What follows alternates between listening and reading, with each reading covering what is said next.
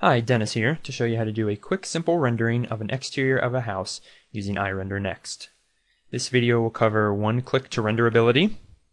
I will also show that there is no need to change the model or settings to get a great rendering, as well as going over the final results.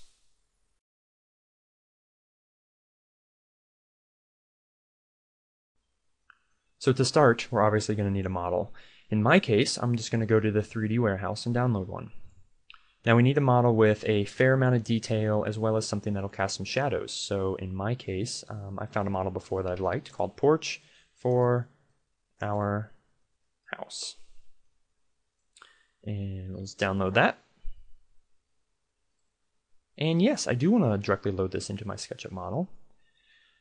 So I know that you guys know how to do this, but I wanted to show this process to point out the fact that I am simply downloading this model from the warehouse. I am not changing the model or changing the settings in any way. We are going for a quick, simple render today, and once this is done, I can show you just how easy that is to do.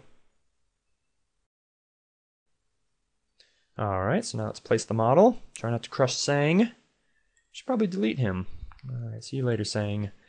And let's just rotate till we find something that we like. How about this right here? This looks like this would work.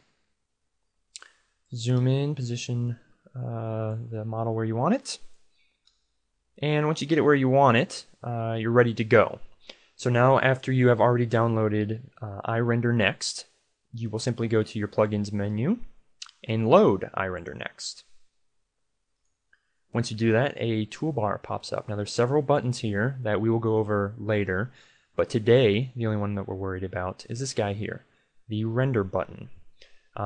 Because IRender Next does such a great job of doing a simple, quick render right out of the chute without having to do any editing to the model or settings at all, we're just going to simply click this button and let IRender do the work for us. So here we go.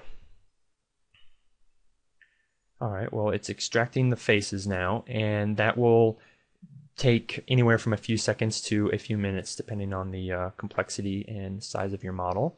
So let's just let that happen. Alright, now it's beginning to do the passes.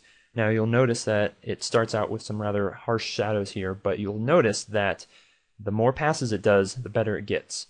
So after every pass, the shadows become softer, the highlights become better, and the longer it does it, and the more passes it does, the better.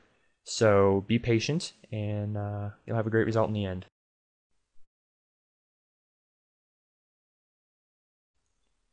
Alright, here's the final image. And then here they are side by side. Note the soft shading and highlights created by IRender Next's lighting system. Also remember that this was done quickly and with no changes made to the model or settings at all. I think it's a pretty big improvement.